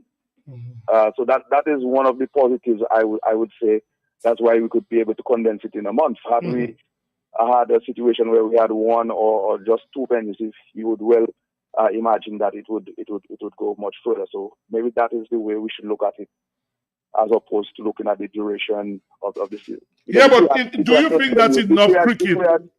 Yeah. Do you think that's enough cricket for our main cricketers in Dominica to only play cricket in 1 month, finish in 1 month? There will never be enough cricket, Sibo. We always know that. At the end of the day, the budget is one of the main limitations for us. I would love to see they play 2 or 3 rounds of cricket. But as it is with every tournament, there's a cost that we now have to look for financing from the private sector to really help us. Because if you well imagine that this year doesn't have income generating activity except from the Dream 11 tournament, we are dependent heavily on sponsors, and we want to thank NCCU for coming on this year to really help us. Well, not even just help us, really carry us through the tournament, and we are so grateful for that. And that is one of the limitations that we have. You know, Mr. Master, I'm glad you mentioned about the NCCU. Now, NCCU, as you say, and you just mentioned about sponsors, but it's my understanding that the check for the winning team was presented, and there were no association members were not present. Even the NCCU people were not there. Don't you think that is not something that the association should be promoting? Well, I'm not sure where that information came. Well, that's what I want to know. I think my understanding. No, that you just have to seek some clarity on that. Well, you give us the clarity. Yeah. Because myself, David Johnson, Kimara Ito, we were at the final game. Okay. So they say no DCA person is not there. Also, NCC rep was there. Likewise. Who was the rep from NCCU? No, well, I know you are a member of the board, but people would think that would get other people to be there, not you. I mean, I know you're a member of the NCCU. Yeah. But nonetheless, we had their representation, their marketing team would normally come, take the pictures, and get everything going as well. Okay. So that I'm not sure where that information. No, Mr. Master, it's my understanding that there's a Windward Islands tournament in end of July, right? Yes. Okay, we are in June the 5th. If you have a tournament next month, don't you think right now players should be in training, preparing for that competition? Well, Sibo, you're right on the ball, because our team has been released from. We got the selection panel sent in our squad for training already. So the team had to be picked from our premier division tournament. So we had to look at the players, the outstanding players there, and then let out the list for training. So training will come in shortly. Right. Now, we have this big issue now with the Dream 11. That I suspect is your flagship. It is due to start next month. Now, let me ask you the first question. Before you all did the draft, did you all seek permission to have the tournament in the Windsor Park? But we're not mad, Zivo. No, well, I don't think you're mad. That's why I'm asking the question. We would. What happened? What we have is an arrangement with the stadium that we would normally indicate our interest for the use of the stadium, send the proposed dates. That is prior to signing the contract with the sponsor of the tournament, so that we'll be able to get that window and then continue to build from that date. So we did that. As a matter of fact, the stadium had a new policy this year where we had to put in an application. So we placed the application, and then we further applied for the conference room to hold the draft. And we had a successful draft. Right, correct. So that was done as per usual. Yeah, but what is going to happen now with all this talk about? I'm hearing people saying about you should go to Portsmouth. Is it feasible that you can play that in Portsmouth? Well, it's not people you hear saying that, Sibo. Well, I want to know and with that comes a level of responsibility, and I don't think, not in the life of me, that the Minister of Sports in any one time has the authority to speak on behalf of this year. He can make representation, which he should. He can facilitate. But the autonomy of the National Association lies with that of the president and the PRO to speak firmly and boldly on behalf of the DCA. We have not spoken on that. I don't believe that it is the right approach. We will look for collaboration in everything. And to me, the statement was reckless. Okay. Some of the statements were reckless. I mean, if we have a discussion and discussion is ongoing and we're trying to see how things can work, because really and truly it is impractical to have it in Portsmouth. At that level that we have been operating, at that level of effort and the overall importance of the tournament. The tournament really bolsters our cricket program for the year. Okay. And to really brush past it like it's a bush league that we're playing or it's some rebel league that is going. It really doesn't serve the purpose of improving our cricket. And I know the infrastructural enhancement of the stadium is critical. Nobody can question whether the light is important. Nobody can question whether the provision of that critical aspect would it benefit our cricket? No, that is not the question. Our issue is that we are certain that some arrangement can be made for both to coexist.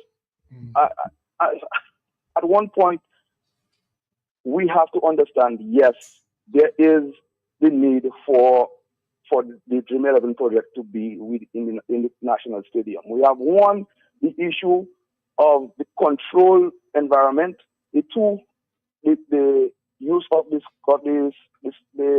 screen free, the amenities for the control. Again, we'll come back to how can we prevent illegal betting from happening on the games, because there's a particular technical component that gives a window for somebody who is up to doing malice to really mess up the entire project for us. And we have to address those concerns. But to go and speak when you seem clearly unapprised of what is required within the project. Everybody sees the product. We know it's a good product.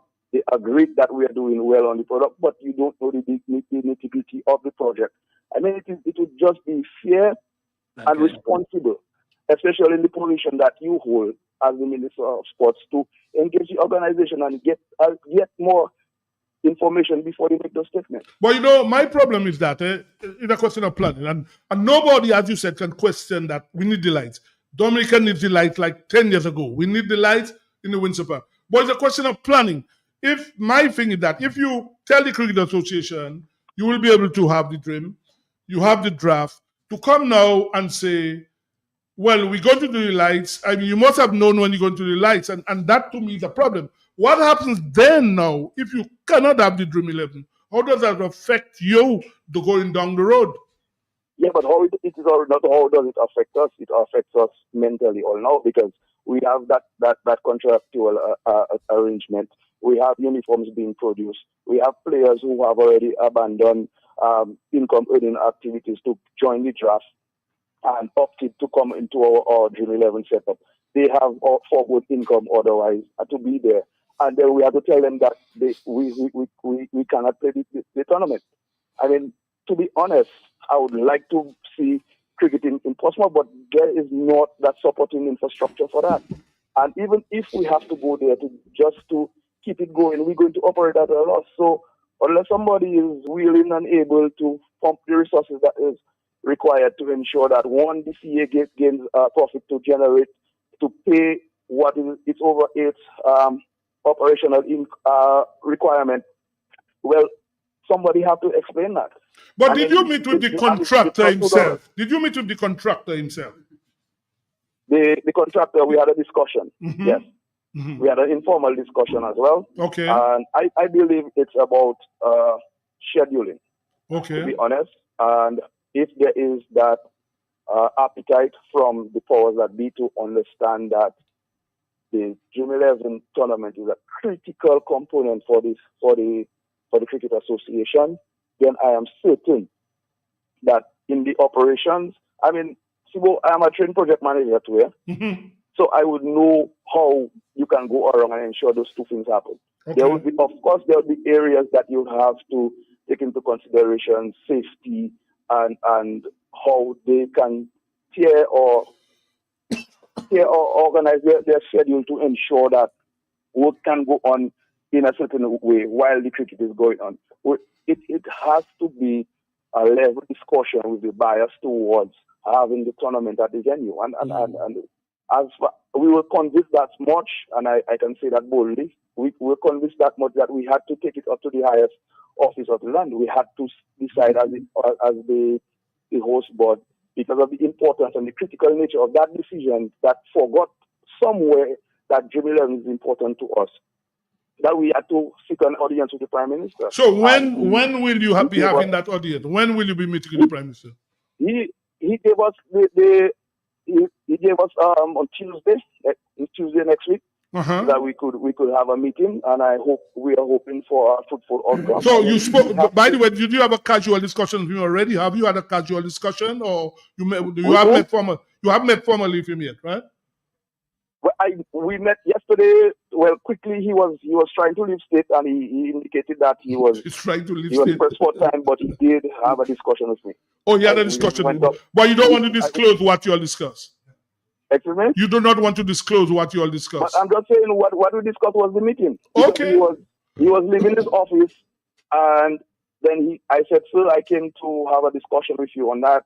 And then he said, "Let's have a meeting on Tuesday." Are you sure he'll be back on Tuesday?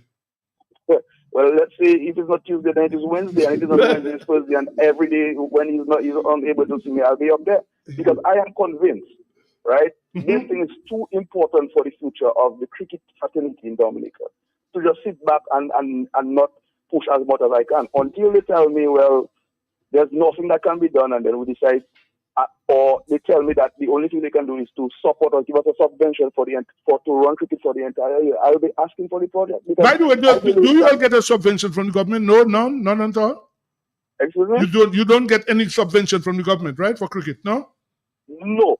No, we only had normally what was an agreement when the Prime Minister was the Minister of Education, is that the government would normally pay 12,500 on behalf of the association to the Windward Islands Cricket Board. Well, I know that from when I was there. That is to help with the tournament levy for every tournament. Right. After Maria, that was not paid for a while. But we also, in following up with the Ministry of Sports, and I want to also point out the sports coordinator was very instrumental in getting that process restarted.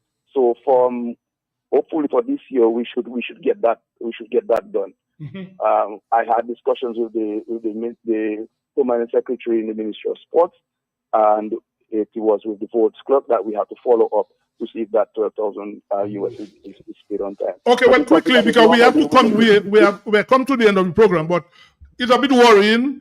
I am sure we'll speak to you again. You say you meet with the Prime Minister Tuesday at 11 o'clock, the executive, because it is in your interest to do that, because you need the competition, right? Yeah, we need it. We need. Apart from that, we're going to have to maybe even go to the part where we have to lay off our staff for a little bit, because it can't be that we continue like that. When you say lay off the staff, you mean you're in the office? But we have to do what we have to do, Sibo. Okay. No, I'm not asking you. I asked you, give the answer. So we don't want to know, because it's a bit worrying what I'm hearing that. It is a tough situation to be in, and we just hope that the good sense can prevail and we continue moving. But we want to also say that we welcome the light.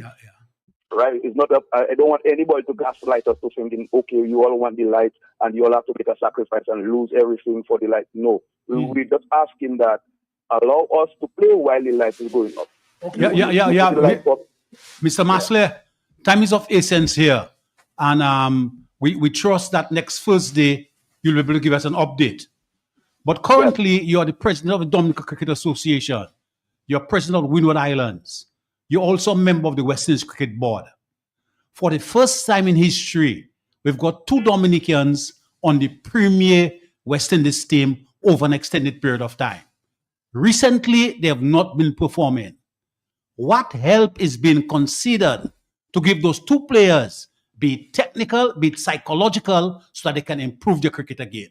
Mr. Marcel, when you come next Thursday, you'll give a response, because time is of essence here. Okay, so Clement, you know what? We'll invite you to come and join us next week. You and probably your vice president come to this. You will have met with the Prime Minister, because you need to tell people what's happening, because I know mentally that it's taxing on you all, for you all, that you don't know what's going to happen. You have the Dream 11 is a big company in India. You don't want. So next week we want you to come and join us and let people know what's happening. Okay, my brother? All right. No problem. If I can't make it in person, I would definitely join in, but we'll try to have no problem. Guys, this thing has gone so fast. Lobby, guys, tomorrow is the men's Grand Slam semi-final. Tomorrow, Lobby, we're not hearing you. Yes, but tomorrow, the Grand Slam tomorrow. So we have Djokovic playing Sinner. And Alcaraz playing Sinner is a great boy. Yeah, and the final women with the Coco Gauff playing Sabalenka. Yes, Sabalenka. Right? Mr. Harris, I'm sorry we couldn't get you. Probably next week you'll tell us what happened with your athletics people in St. Lucia. Congratulations on what happened to your guys tomorrow. West Indies play, I think, at 1 o'clock. The first T20 against England. And basketball tonight at 8:30. Basketball, the NBA final starts in the next half an hour. So on behalf of Ronald Lander, Lobby, Lambert Charles on the console, we want to say good night, everybody.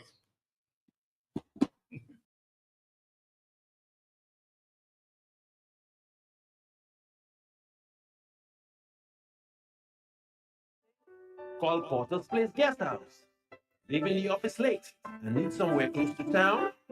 Call Porter's Place Guest House. Have business clients coming in and need accommodation? Call Porter's Place Guest House. Looking for group accommodation? Call Porter's Place Guest House. Located at 37 Goodwill Road in Portersville, upstairs ACS Supermarket. Enjoy our semi-self-contained rooms with private